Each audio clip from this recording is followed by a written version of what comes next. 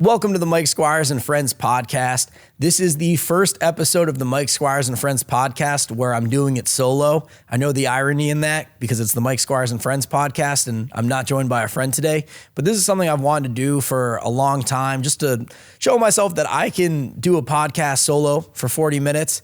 And today's topic, I'm going to talk about my experience of getting into the MrBeast video. I'm very excited to share my entire journey about that. A lot of people, it's a good way for me to tell all of the details. I have a list of questions that I had you guys ask me, which I'm excited because, I haven't had a great way of getting the viewers and listeners of the podcast intertwined with the podcast. So I think it's a great way to do that. And if this works out great, I would love to continue on this path because I have so many stories from all my journeys and tours I've done. A few that come to mind is obviously the infamous Jelly Roll story, which I've told. I did Cardi B's album release party. I worked on a French Montana video. Falling outs with artists I've had, how I've bounced back from certain situations. And I think there's a lot that I'm happy to talk about and maybe somebody out there can learn from. So they don't have to make the same mistakes or go through the same trials and tribulations I had to and figure it out on my own. And hopefully they can skip a step and further along in their career quicker than I did, So I think knowledge is power. So I'm hopefully able to share that. And we're going to get into this MrBeast story. But first, a word from our sponsor, Distrokid. Thank you for tuning in to the Mike Squires and Friends podcast. You can support by subscribing on YouTube or downloading on your preferred podcast platform. And definitely go do that because it helps us grow and I can have more incredible guests on the podcast. The Mike Squires and Friends podcast is proudly sponsored by Distrokid. Looking to broaden your musical horizons as an artist? Discover Distrokid. With its smooth and rewarding music distribution platform, Distrokid offers unlimited uploads while ensuring artists retain 100% of their royalties and earnings. Join the community of over 1 million artists who trust Distrokid to distribute their music across major platforms like Spotify, Apple Music, YouTube, TikTok, Tidal, and so many others. Having personally used Distrokid since 2018, I can attest to their superiority amongst distribution services. Collaborating with fellow artists has become effortless, especially with the ability to easily send splits of songs, streamlining the creative process. With the Distrokid app, accessing these benefits is now more convenient than ever. Safely sign up or log in with two-factor authentication, upload releases on the fly, monitor earnings, and withdraw funds from your Distrokid bank. Stay updated on royalties through push notifications, effortlessly share hyperfollow links, manage account details seamlessly, and track streaming stats from Spotify and Apple. Additionally, explore Mixia for professional-grade mastering, DistroVid for music video distribution, and Instant Share for secure file sharing with collaborators, producers, and more. The Distrokid app is available on both iOS and Android. Download it today from the App Store or Google Play Store to revolutionize your music career. Visit distrokid.com/VIP/Mike Squires to get 30% off your first year membership. Now sit back, relax, and enjoy this episode of Mike Squires and Friends.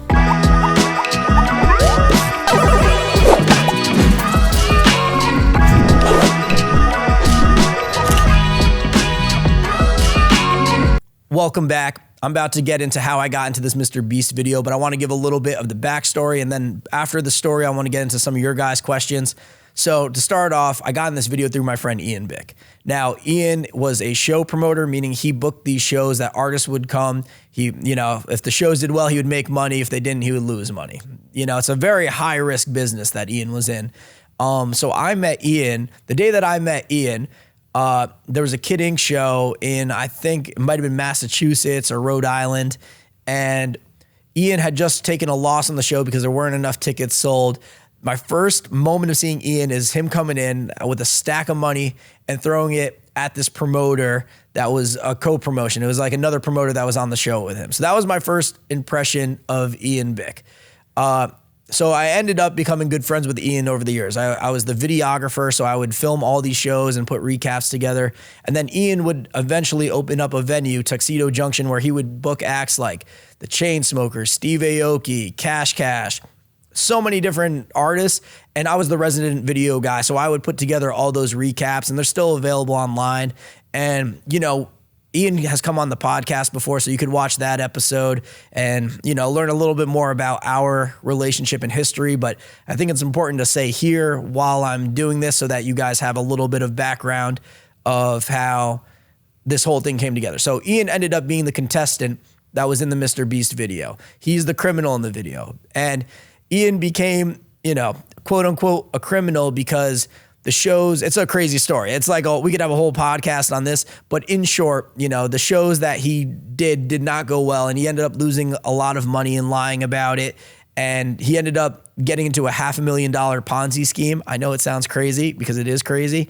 I'm sure Ian has the Locked In with Ian Bick podcast. I'm sure he's done solo episodes where he's talked about that story. So I'd recommend one, go watching a little bit of Ian's backstory on his podcast, and two, making sure that you've seen the MrBeast video, right? So watch those two videos, and then, you know, things will start to make sense, because otherwise I feel like there's got to be like some context, and I'll put those in the description below.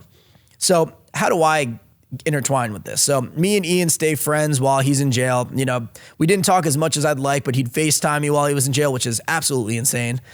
You know, prior to that happening, I didn't know that was even the thing that was allowed. It was just a shock to me when I got that call, you know, because it was just a number and I just answered it, and there he is. So, you know, we stayed in touch. Once Ian got out, I went and visited him, and we just stayed in touch, and he ended up going to work at Whole Foods.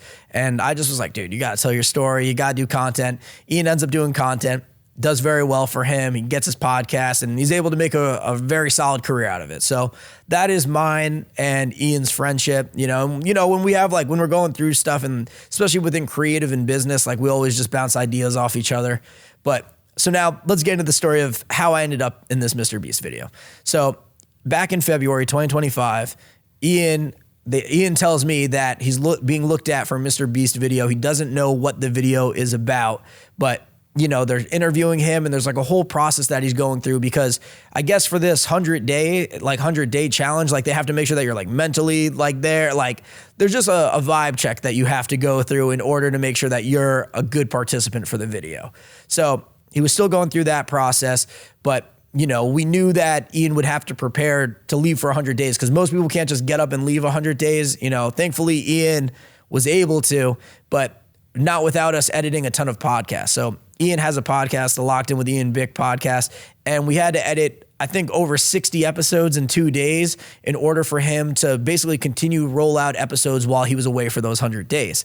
So me, his friend Matt, and Ian get together. I go to their studio in Danbury, and we were just cranking out episodes, putting their ad reads in, making sure that it flows good, and just editing it so that he can maintain the podcast while he's away, because I think with some of the sponsorships that he has, you know, he has he's got a deal with them that he has to maintain. So it was a lot of work to do it. We stayed up for 2 days straight, but we were editing podcasts. If you see any bad ads, like placements where they just don't feel like they flow good, my bad. You know what I mean? It was a lot to do in a little time. But yeah, so all three of us do that. And during this process, we're all trying to guess what the challenge is, because they don't tell you what the challenge is ahead of time, you know? So I'm like, you're going to be chained to somebody for 100 days. And Ian's like, there's no way. And we all figured it would be prison based. Like the MrBeast challenge would be prison based. Otherwise, why would they be reaching out to Ian? You know, cause it was his whole niche. Just felt random if it wasn't something along the lines of that. So anyways, we get through all the editing. I think Ian leaves around like 5, 6 in the morning. I have to drive an hour home back to Stanford at that time. And once Ian leaves, he goes to Greenville, North Carolina. And I think we were texting while he was in the hotel, and then he pretty much was immediately in the video, and we had no idea where Ian was at. Like, you know, some people message me, I'm going to talk about this a little bit more, but like these MrBeast videos are so real. Like, though I'm excited to share like my side of the story, but a lot of people messaging me and ask like the legitimacy of these videos. And like, we had no idea where Ian was. So I think around day 30, I get a text from Matt, and Matt sends me a screenshot of a MrBeast tweet. And the tweet says, MrBeast made a tweet basically like, I'm so excited for these videos I have coming up. He's like, I got a pilot that's in a plane who can't leave if he wants to keep it. I have someone who has to lose 100 pounds in a year. And I have a cop and a criminal together in jail for 100 days. So that's how we figured out what the video concept was when everybody else figured out what the video concept was. And another thing to mention, before Ian left, I told him that I would come see him no matter what. Cause I've seen MrBeast content before, so I know that they had a family visit. So, you know, it's getting around day 50, you know what I mean? We're getting closer and closer to day 50. and I'm not hearing anything. And I spoke to Ian's dad about this. I spoke to Matt about it, and I just haven't heard back. So, around like day 48, 49, I think it was definitely 49 because it was because I ended up going the next morning. So day 49, I talk with Matt, and Matt gives me a call. He's like, you want the good news or the bad news? And I was like, Matt, give me the good news. He's like, we're seeing Ian tomorrow. And I was like, well, when you say we, what do you mean by we? You know what I mean? Because I'm in Stamford, Connecticut right now. And he's like, well, that's the bad news. He's like, you're not down here, but me as in Matt and Ian's dad are down there and they're going to see Ian tomorrow. So I'm like, in this moment, I'm like beside myself because I'm like, oh my gosh, what do I do? Because, I wasn't invited to this thing, but I told Ian I'd go and see him. So now I'm pacing around my living room. I'm like looking at flights. It's expensive because I'm leaving last minute, and the Greenville flight is a very small flight. So, and I also, because I was in a rush, I ended up messing that up, and I'll talk about that in a second. So after pacing around, looking at flights, my girlfriend basically convinces me, and she's like, listen, you said you'd go see Ian. If you don't go, you're going to wonder what could have happened if you went. But if you go, you know what I mean? At least you could say that you tried, because again, I was not invited. They didn't know I was going, but like I told Matt, cause I was talking with Matt on the phone, and I was like, should I just show up? And he was like, dude, I don't know. He's like, I don't know if the producers are going to let you in. They're like very strict down here. Like, I don't know. So I don't recommend anybody trying this. You know what I mean? Like, I could have easily done this flight, been out the money, and took an L. But if it feels right, it feels right. And maybe you should. I don't know. You just it had to be the right circumstances. But I just want to say I'm not encouraging what I did. So I'm talking to him, and Matt tells me that he messages the producer, and the producer doesn't give him like a yes or no, but he says typically the more the merrier. So that was kind of the line that convinced me to go over. So I was like, all right, the more the merrier. But in my head, I'm like, I'm going to get down there and I'm going to have to plead my case to the producer to let me go see Ian. So, all right. So I book a flight to Charlotte, just to Charlotte, North Carolina. And I'm looking at Google Maps, and I'm typing in Greenville, and it says Greenville is an hour away. So I'm like, okay, awesome. So, and that's by driving, an hour away by driving. So, I booked the flight. I get right in the Uber. I head down there, and I don't sleep. This is 9 p.m. The shoot's 10 a.m. the next morning. I go straight to the airport, and it's I'm pulling an all-nighter at this point. I'm wearing my American flag suit because in my head, I don't think I'm going to get an opportunity to change. And I promised myself while I'm rolling out my 50 States project, which is an album I worked on, that I'd wear this suit in everything that I'm doing for the most part. I'm trying my best to rock the suit as I roll out this project. So, so I'm going through the airport in this American flag. I feel ridiculous. But I just sometimes you got to do what you got to do. So I go to, and I don't remember which airport. It was one of the New York ones. I either went to JFK or LaGuardia. And I'm just sitting there, and I get on this flight to Charlotte, North Carolina. I land in Charlotte, and I'm looking up the hotel where I'm meeting everybody at, and I'm realizing that it's saying 4 hours away. And I'm like, this doesn't make sense to me. Why is the hotel 4 hours? And then I type in Greenville, and it's like Greenville's an hour away. So I call the hotel, and I'm like, guys, I'm confused because it says Greenville's an hour away. I'm about to rent a car from Charlotte and drive there, and it says the hotel's 4 hours away. And she's like, oh no, sweetie. And I'm like, what do you mean? She's like, no, you're looking at Greenville, South Carolina, which is an hour away from Charlotte. We're in Greenville, North Carolina, which is a 4 hour drive from Charlotte. And if I had to take that drive, I would not have made it to set on time, right? So now I'm panicked. And now I'm sitting on the airplane, and I'm waiting for everyone to unload, but I'm looking up flights on my phone to Greenville, North Carolina, and I do see one, but I can't book it because it's too close to the flight.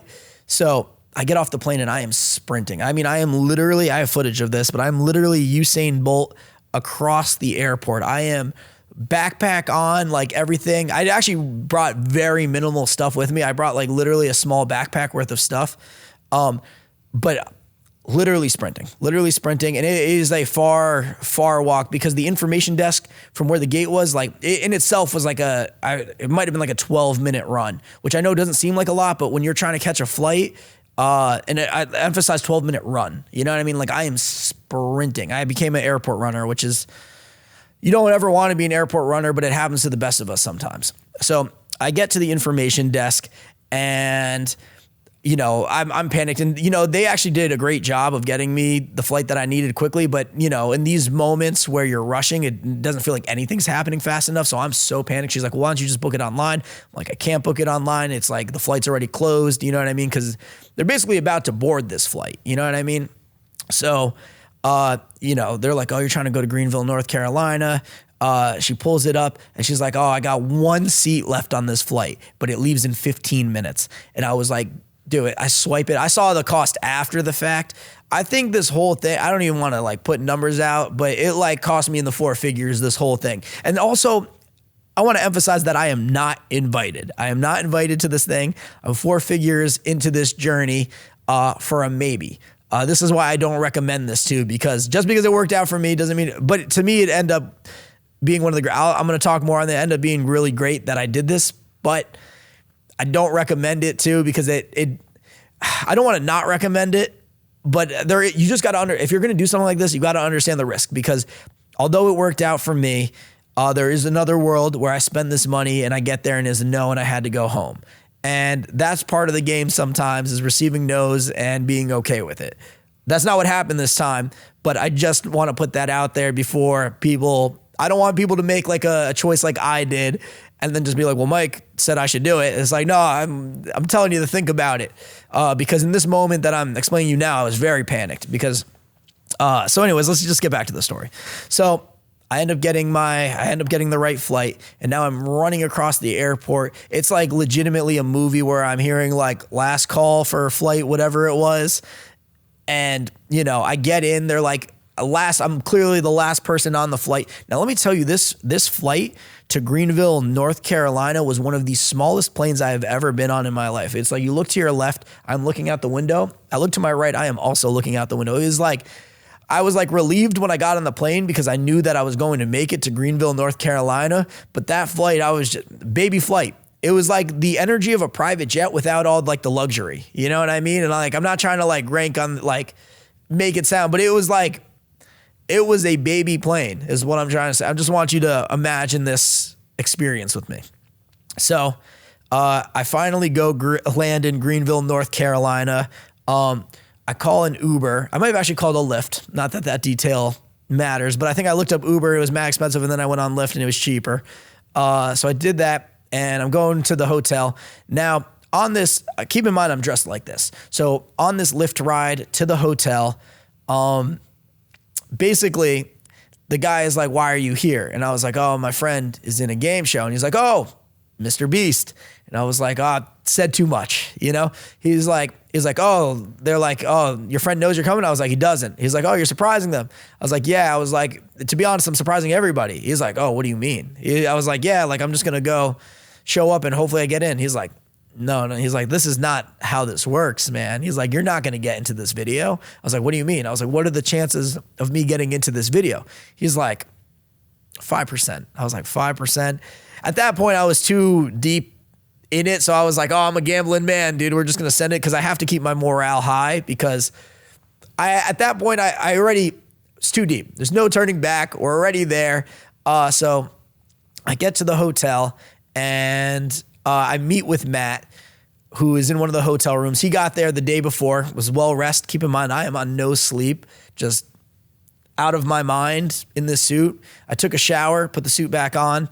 And then now I'm talking with Matt and we're trying to come up with this like situation of where I can plead my case to the producer because I wasn't invited. So I like in my head, I'm like, oh, I'm gonna have to plead my case of why, I should be in this. And, so Matt's coming up with an elaborate plan. He's like, yo, I'm going to leave my wallet back in the room. He's like, I'm going to go to the bathroom so that it buys you more time so that you could like plead your case. Thankfully, I really didn't have to do that. So we go to the front of the hotel. It's me, Matt, and Ian's father. And, producer pulls up. And he just gives me a quick look up and down. And I just was pretty much like, I was like that. And for those who are just listening, I just shrugged and did like a cute little smile is what I did. So he was just like, all right, get in. And then as I was like getting in, I like look at him, I take a step back out and I was like, my guy, I typically am not the type of person to invite myself to a bar. He's like, no, it's all good. It's all good. So at this point I realized that we might have success here. Like we may, but now let me tell you. So my goal was to go see Ian. And as we're driving to the set, the producer is letting us know, he's like, you might not see Ian today. And I was like, well, what do you mean? He's like, well, there was like a little thing that happened on set where, Ian got access to a library and he was stealing books out of the library and you may not see him today. He's like, I don't know for sure. You know what I mean? Like we don't know what's going to happen, but he said it's a possibility that you don't see Ian today. So now in my head, I'm like, oh my God, dude. Like, cause part of my thing, I was like, I told Ian I'd come see him. So that added a lot of pressure to the situation, but easily got distracted because when we pulled up to MrBeast compound, it was something like I have never seen. And talk about feeling inspired. And this is where I like want to make a pivot to YouTube now because of what I experienced on MrBeast compound. So as we pull up, we see the jail. We see the jail in which Ian is in. You guys could see it in the video, like MrBeast video now that's out. So we see that. And then next to that, a little bit further, is a giant gym that he had built out for the person that was like losing weight in a year. And then just beyond that were live elephants painting. And I have never seen anything like that in my entire life. So it was just a lot to take in that moment. And it was just like really sick. So they were shooting a bunch of video. It was a very hectic day in their words, because they were shooting a ton of videos in one day. He was shooting those 3 videos plus like the pilot video that I talked about earlier real quick in that tweet. So, I see in the distance, they're shooting with the elephants right now. I honestly couldn't make out, like they were far away where I couldn't really make out who was who, but I saw there was a lot of people around the elephants. And the producer's like, oh, like, do you know the comedian Trevor Wallace? And I was like, oh yeah. He's like, he's over there with MrBeast right now. And they're filming this part of like this other video that they were doing. And that video is out too. So now they bring us to a green room of sorts, like a trailer. And we're sitting there, very cozy. The trailer is surrounded by like a bunch of, basically just has like a bunch of like thumbnails of MrBeast previous videos. There's Feastables everywhere. The TV is playing like MrBeast videos on loop. I think it was actually playing Beast games in that moment. First time I had a Feastables was down there too. Very good. It was very good. But yeah, so we're hanging out. And we end up waiting for quite a while, you know what I mean? Because he has to shoot, he's got to finish up with the elephants. He's got to go over and shoot with the gym. And then it's our video. And basically while we were in there, they pulled up like a jail bus right in front of the trailer that we were going to load onto. So, after time passes, Lenny's wife gets there. And now this is my first introduction to like Lenny and his family. So now Lenny was the police officer who was in the MrBeast video. He actually came on my podcast pretty recently, and we talk about like his life and also the experience of getting into the MrBeast video. So you guys should go watch that episode if you haven't. But anyway, so I meet his wife, and she like was telling us how tough it's been without him because it was his wife and 3 small children. Which plays a huge factor in one of the things coming up. But no, we got to meet the kids. They got them all like MrBeast merch. And then they go to mic us up. While I'm there, like one of the producers is like, I gotta ask. And I was like, what's up? They're like, what's the deal with the red, white, and blue suit? And I was like, oh, the American flag suit. I'm doing a song with artists from each of the 50 states. And they're like, oh. And at that time I was doing it. At this point, I've done the project. It came out July 4th. You guys should go check that out too. But they were like, oh, that's really sick. Like, I was like, yeah, so it's kind of my whole thing. I promised myself I'd wear it, and I actually did bring a change of clothes on the chance that they asked me to change. You know what I mean? Because I understand how loud this suit is, and I really wanted to be respectful. And that's also why, like, I was documenting this whole process, but I like really refrained from filming while I was on the MrBeast compound because one, I wasn't invited and I really wanted to be respectful. So that was very important to me. Now, they mic us up, you know what I mean? We get mic'd up and, which didn't matter because nothing really got used from our audio in the long run, but I want to explain some of the talking things that we did because I remember it being funny. Damn, my nose is so itchy. You probably seen me itch my nose like 6 times during this. Sorry. Back to the good part. So we're back on the bus and they have all cameras. There's a cameraman like sitting towards like the entrance of the bus. There is cameras like mounted through like every angle so that they can get all the angles of the bus. My bad, my nose is really itchy. So I guess one of the production people drive us up closer to the prison and we are just sitting there on the bus. On one side, it's me and Ian's dad. I'm like right behind the driver's side. And then behind us is Matt. On the other side of the bus is Lenny's wife and the 3 small children. So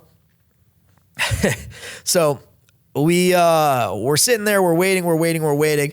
And it happened very fast. So all of a sudden, if I remember correctly, Trevor Wallace, I'm trying to think of the name of MrBeast's homie too. Tariq was there, and then there's another Nolan. Those guys all get onto the bus, and they're sitting in the back, and it might have been Carl too. It might have been, or I met Carl on the last day. I just want to make sure I get it right. Who's the dude? Chandler. Okay, now I got it. So getting on the bus was Trevor Wallace, Chandler, Tariq, and I just said his name, Nolan. There you go. Got it. So they all get on the bus and now they're sitting in the back and because none of that got used. You know what I mean? You don't see him in the final video, so none of that footage ended up getting used. So, you know, I'm seeing them walk in. The kids are super excited, you know, because they recognize I don't really get starstruck or anything, but, you know, I was just like, oh, this is, in my head, I was like, oh, this is just weird. You know what I mean? The fact that I'm in a MrBeast video right now, it's crazy. So, you know, I'm looking like this way. And for those who are just listening, I'm looking over my right shoulder as they're getting on. And then all of a sudden out of my left ear, I hear, how's everybody doing? Look to my left and MrBeast is sitting in the driver's seat, which I was right behind. And it was an awkward moment to like see somebody for the first time because you're just like, I'm getting like his side eye and profile. And I was just like, good. Like we're doing good. And he was like, good. And he just talked to us. He's like, he basically came and just asked like how everyone's doing, like mostly to Lenny's family too, because, you know, the kids were there. And yeah, he just asked how it's been. And overall, it was good. So then MrBeast gets in the driver's seat and he does like 2 or 3 takes of him driving up to the prison while we're in the bus. So we do that and he's like, I'm here with the families or something along those lines. You know what I mean? Didn't end up getting used. So then after that, he goes into the prison and we were just kind of waiting on the outside for a second. So now in hindsight, I know what happened when he went into the prison because I've seen the video, but basically, when he went into the prison, he was going to them and basically asking one of them to choose who gets to see their family today because Ian stole these books. And it ended up being Lenny's family who got to meet him for a bunch of obvious reasons in my eyes. But let me pick up the story from where. So before that was decided before we knew, so they made that decision on the inside. MrBeast comes out and he comes back on the bus. And in this moment, I thought I was on fire, dude. I thought it was really funny. We were getting a good laugh out of it. So MrBeast leaves the prison, and at this time we don't know what's happening 100%. I knew kind of the idea based on what the producer was telling me in the car earlier, but we didn't know what was happening. So MrBeast gets on the bus and he asks us, what was worse, this or actual jail? Like, you know, he asked us and I was like, well, MrBeast, I think this was worse than actual jail. And I'm talking about that from a perspective of like a family member because in jail, at least I would hear from Ian every once in a while. You know what I mean? Where it's like, dude, it was locked down. There was no communication on this like MrBeast video. So I was like, yeah, in actual jail, Ian had a phone. And MrBeast was like, well, how did he get a phone in jail? And I was like, don't ask a question you don't want the answer to. So, you know, and then he's like, what do you mean? What do you mean? And then Trevor Wallace in the back yells, lube. That obviously didn't make the video.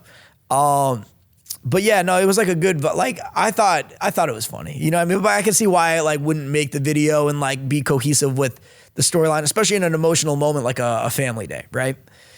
So, then he asks us, he was like, well, who do you think they picked? And I was like, I look over, see Lenny's wife and 3 small children. And then I look at Ian's dad and his 2 smelly friends. And I'm like, it's them, you know what I mean? It should be them. It shouldn't be us. And then MrBeast was like, you are correct. So then Lenny's family gets off and then we are just sitting on the bus. Ian's dad was very upset because he had to move his whole schedule around and, you know, he didn't know that there was a chance that he wouldn't see Ian. That like, they didn't make that known to him ahead of time. So he was very disappointed, but we also very understanding of like, you know, Ian made the right choice, obviously. You know what I mean? And, you know, but it's just like, after not seeing his son for 50 days and then going down to see, like, it's disappointing. You know what I mean? So rightfully so. And, you know, I didn't meet Lenny. And this is another thing, because people will be like, yo, the videos are fake.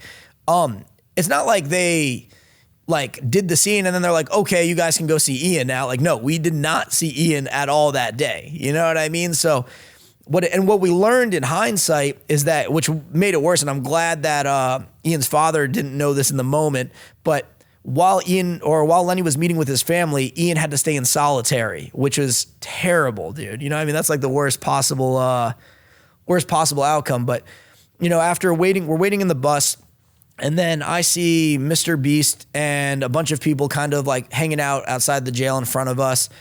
I didn't like want to approach them, dude, because I wasn't invited to the shoot. Like, I really wanted to like, you know, be respectful. And like, if there was a moment that like made sense for me to like connect more, like, you know, I just wanted to be respectful. That was my whole thing. You know what I mean? Because I already hated inviting myself to this, but you know, during this process right here, I learned that Ian had written a letter to home, and in that letter home that the producers didn't see, it said that he wanted me down there for the family visit. So I'm glad that I ended up getting down there.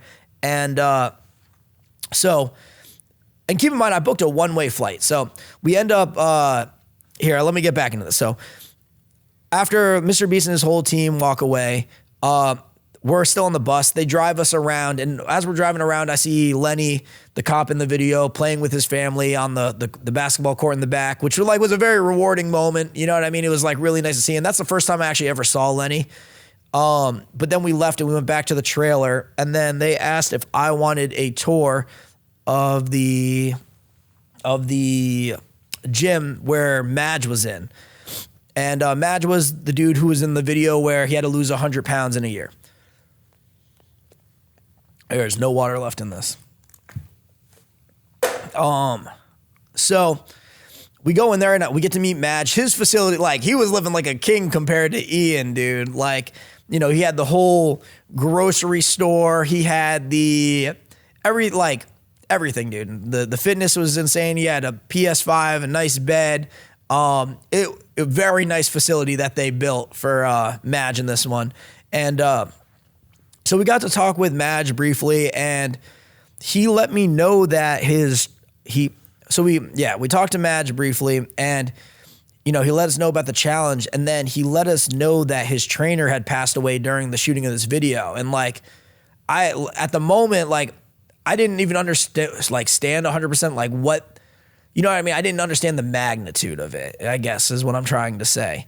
Because it was really terrible, but then, you know, seeing their relationship, because I didn't understand the magnitude of their relationship, I think is what happened.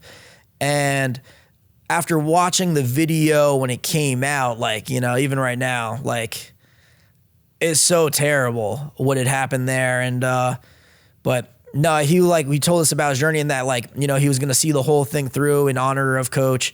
And just watch that video after meeting him was really intense. I'm not going to lie. Cause it was like, you know, obviously I was like a very small, insignificant, you know, pop-up in that, but it's weird to see like, you know, being there and to seeing what it ended up being. It was just a weird experience. But then Matt and Madge ended up playing a little bit of pickleball, which was fun to watch.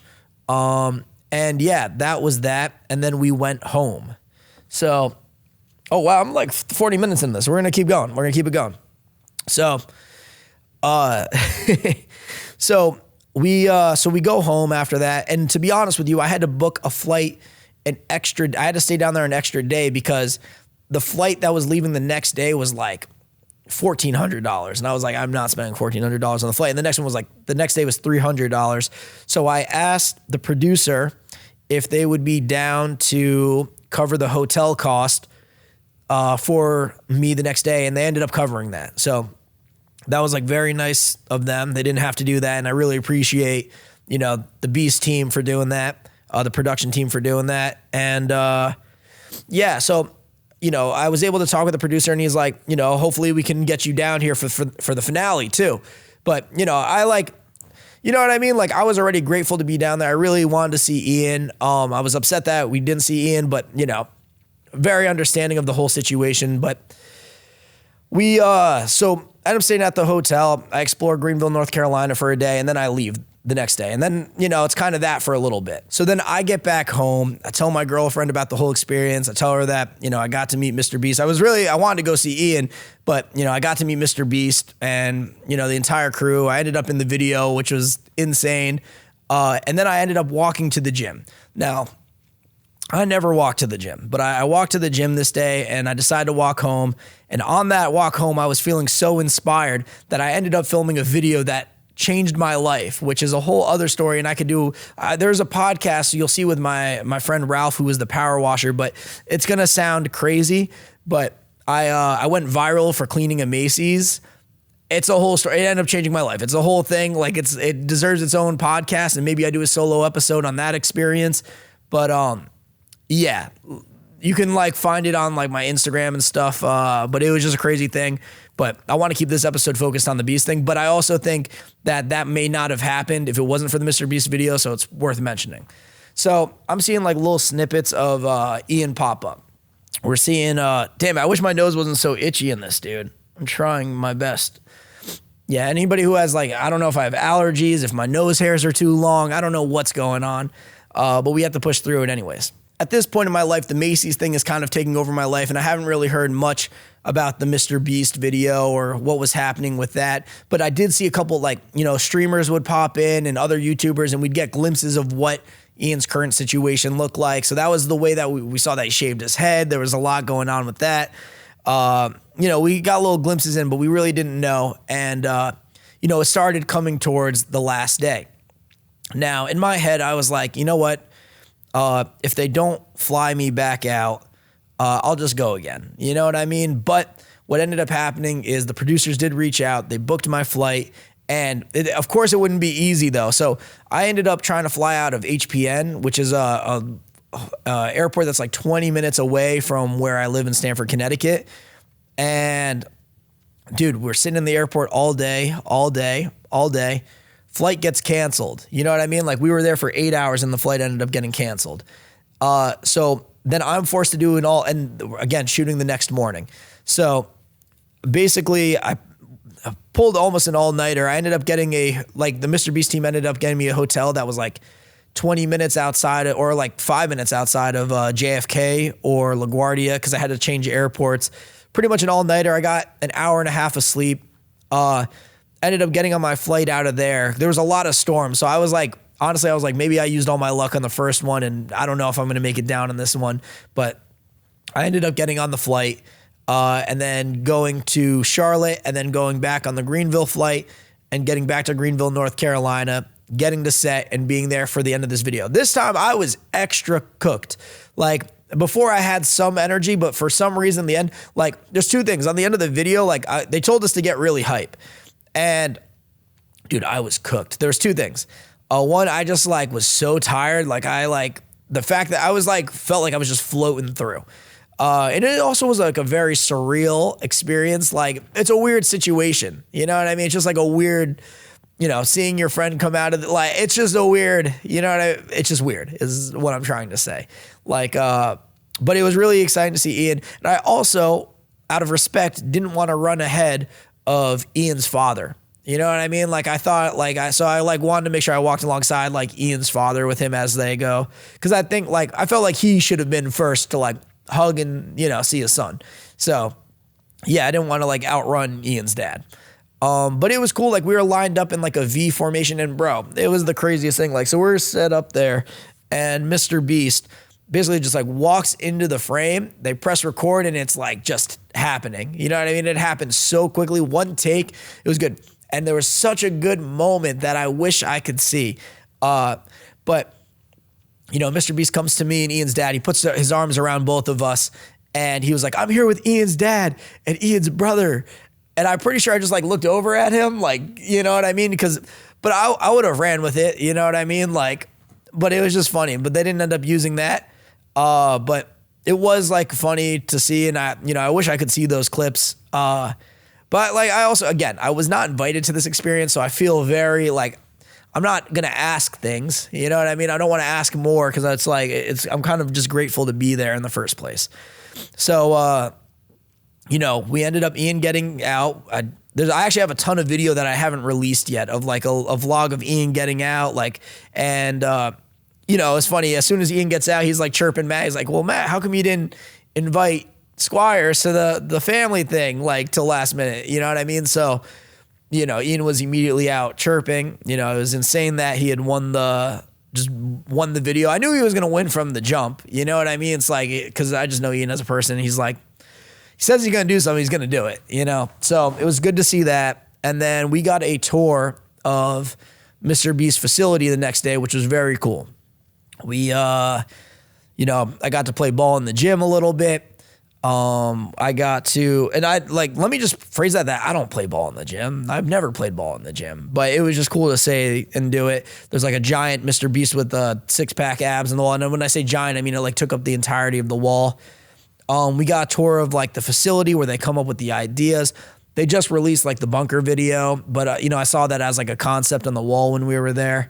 It was cool just seeing the concepts, like the editing stations, like, the facility that has like the set being built. Like at that time it was set up for the tiger jump for one of the videos. Like it just was an insane setup. And, the biggest takeaway I have from there, I just like felt so inspired. And, the thing that I learned from MrBeast and the whole operation he has is like, you can really get it where you're at because, as a creative myself, a lot of the times, like you think, oh, you got to go to New York, you got to go to LA. But, I really learned that I can get it where I'm at. And, I think that's a partial inspiration for the whole Macy's thing that happened.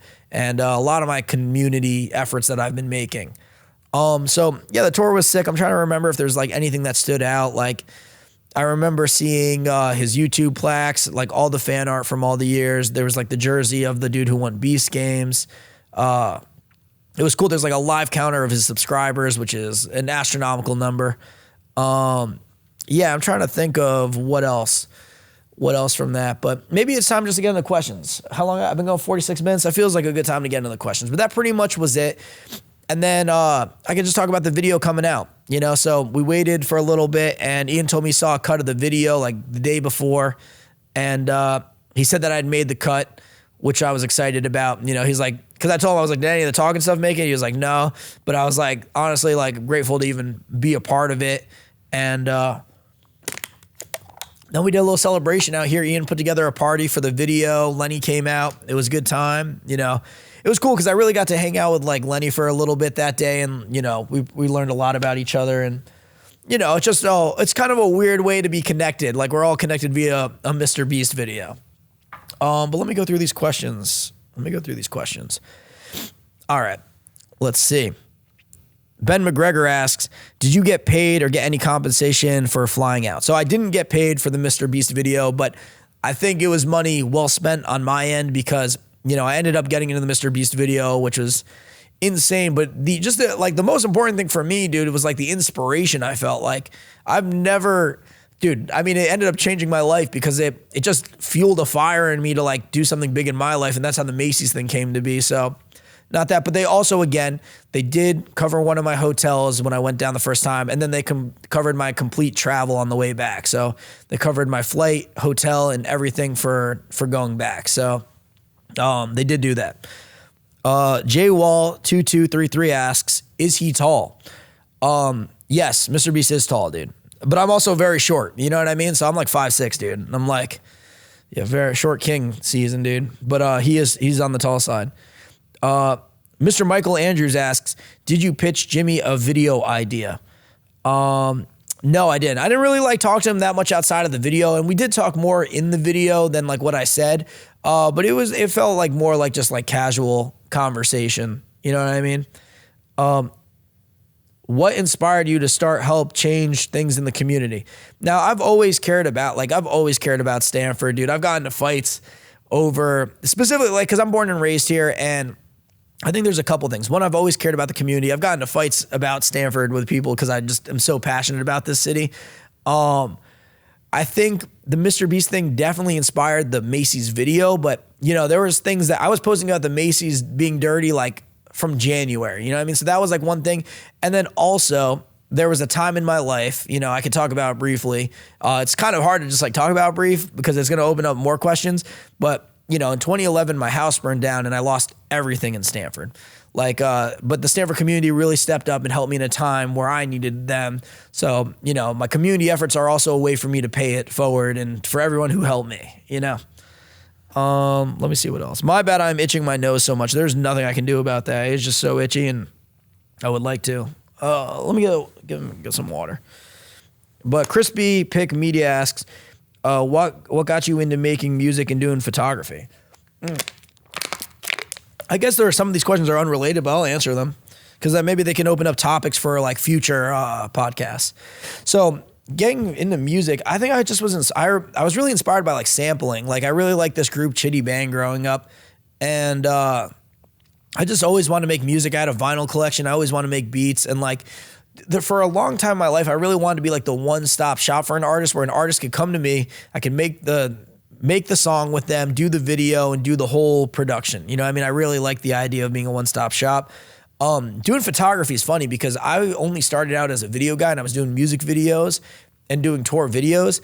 But when Watsky went to hire me to do content on the road, he needed a video and photo guy. And I told him I could do photos where I really like hadn't been a photographer up until that point. Like I had started doing photos, but like I would never call myself a photographer. So I kind of learned by doing. And I think some of those photos I took are like some of my favorite. And you know, not to promo myself. Oh, it's on that one, so you guys can't even see it. But I do have a photo book out that you guys should go support, and it has like documents. Or it's like documented from that whole time. Let's see. So you got Macy's clean.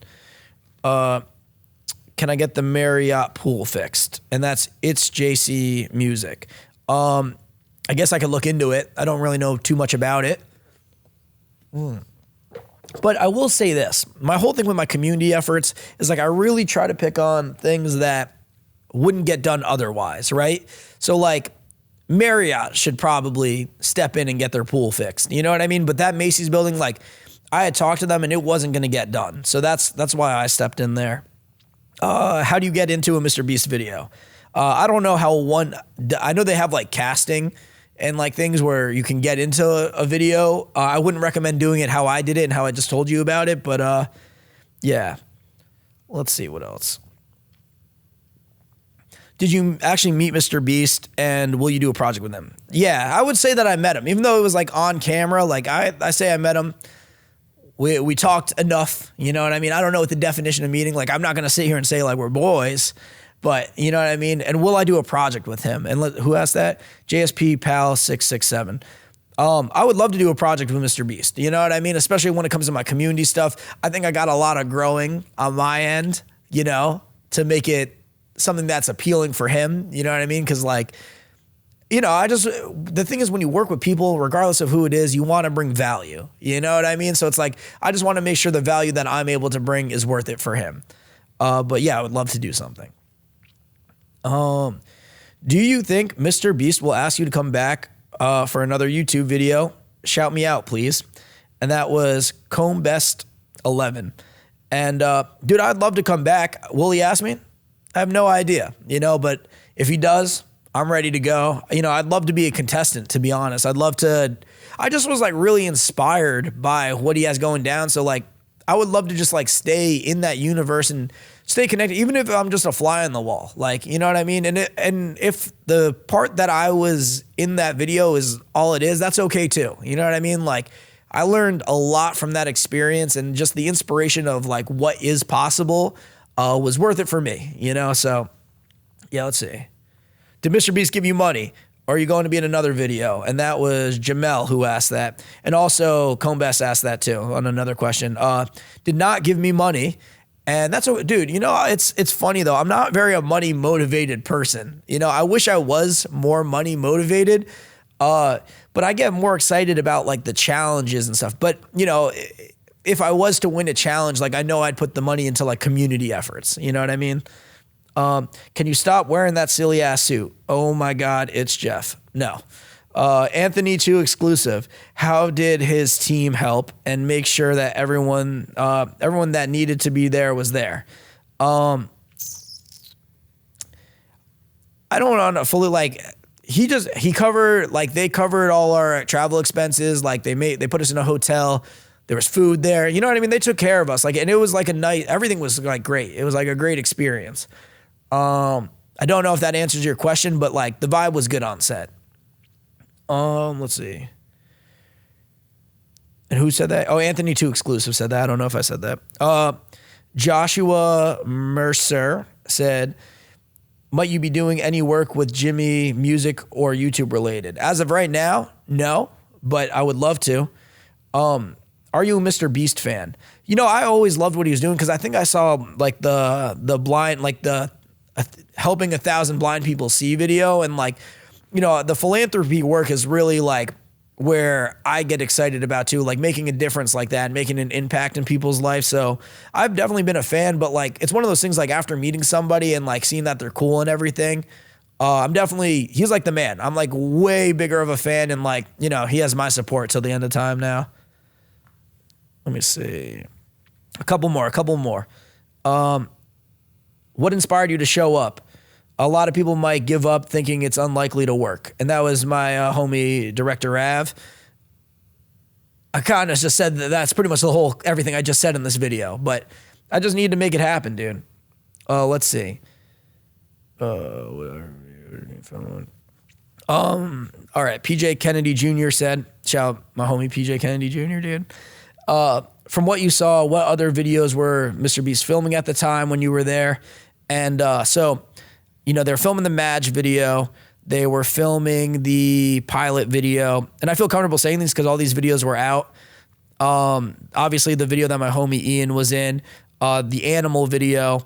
And they were just setting up, I think, for this video. I haven't even seen it yet, but they were just setting up for the bunker video and the ex-couple chained together for 30 days. I haven't seen that video yet, but they were talking about that a little bit. Addie Campbell said, did you get to talk to him at all? Yeah, I think like we probably spoke for a couple minutes. You know what I mean? But I would have loved to talk with MrBeast more. Did you receive any free merch? That's actually a great question because I did. Win KG did. So I have a shirt that's framed on my wall in my studio. There's a hoodie over there. And I got some Feastables, and I feel like I might have a second shirt or something, but I got some merch, and it's a white shirt and a white hoodie, so you'll never see me wearing it because I don't want to mess them up. So yeah, maybe I'll frame the hoodie too. It seems like excessive to frame more than one item, but I want to frame the shirt, which is framed over there, but I want to get like a thumbnail or like a screenshot printed out for underneath it. And last question. If you would switch positions with your buddy and take his place in the MrBeast prison, I don't think I would. You know what I mean? Like, well, listen, I would do it, but like I wouldn't do it if it meant like him not doing it. You know what I mean? So, and it also fit his story better. You know what I mean? The fact that like, cause the thing is like, you know, Ian made a promise that he'd never go back to jail. And the fact that he had to for a MrBeast challenge, like, you know, I wouldn't, you know what I mean? It felt like it matched him. But again, I would love to be in a MrBeast video. I submitted to be a contestant after this whole thing. So, you know, maybe I end up in one, maybe I don't. But you gotta try sometimes. And like his team was really cool. And, you know, I'm grateful that I was able to connect with them. And it's funny, when I went back down there, they all knew about the Macy shenanigan, which, was hilarious in my eyes. Dude, when I flew back down in the MrBeast video, I was getting stopped in the airport so much because of the Macy shenanigan. But yeah, that's pretty much, that's all your guys' questions. I really like that aspect where I actually get to connect with you guys and, you know, get to talk with you and use your questions, because I don't get to do that often. And maybe that becomes a new thing. What'd you guys think of this first solo episode? I got to shout out Distrokid, our sponsor of this podcast. And yeah, more solo episodes to come. Make sure that you guys subscribe. It makes a big difference. Like the video, share it with your friends. Yeah, that's it. So I think I covered it. And if I didn't cover it, drop a comment and I'll do my best to type response. But yeah, thank you guys for listening to today's episode.